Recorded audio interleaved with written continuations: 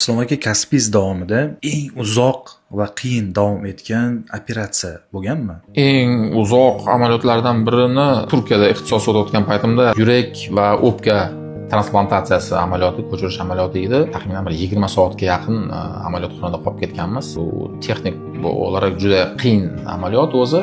Va ikkinchisi sal qiyinroq o'tgan. Amaliyotdan keyin yurak slabis deymiz, yurak yaxshi o'zi qon bosimini normal ushlashga kuchi yetmagan holda biz shu искусственный кровообращение, keyinchalik ECMO apparati, ya'ni shu yurakni ishini bajarib turadigan ba'zi apparatlar bor. Shu apparatlarni implantatsiya qilib, yurakni shu imkon boricha shu normal komfort holatga kirgizib, trenirovka qilib, sekin-sekin amaliyotdan chiqib kelishga harakat qilganmiz. Umuman общий shunda 20 soatga yaqin davom etgan amaliyotimiz. Operatsiya muvaffaqiyatli tugaganmi? Muvaffaqiyatli tugagan, lekin mana shu butun xirurgический brigada afsuski bizning ishimizda shu bitta boshlagan, bu amaliyotni boshlagan komanda oxirigacha o'zi davom etadi. Qoida shunaqa.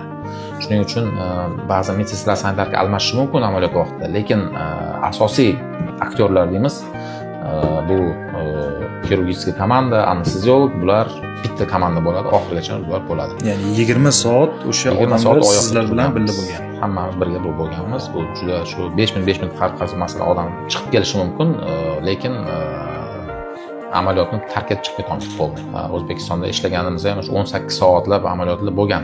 Afsuski ba'zan bu asoratlarning ham belgisi bo'ladi, lekin bir xillarda bu juda ham og'ir amaliyot keladi, juda og'ir ahvolda keladi va buni hammasini to'g'rilab chiqib, yurakni trenirovka qilib, sun'iy qonalashtirishdan chiqib, yurakni o'zi ishlab ketishini ta'minlaguncha ba'zan juda ko'p vaqt ketib qoladi va shunaqa holatlar bo'lib turadi. Baxtimizga bu unaqa ko'p emas. Hozirgi texnologiyalar bilan, hozirgi texnika rivojlanishi bilan asosan amaliyotlarimiz 3-4 soat atrofida, eng kattalar hattoki 3-4 soatda o'zi bitib tugaydi.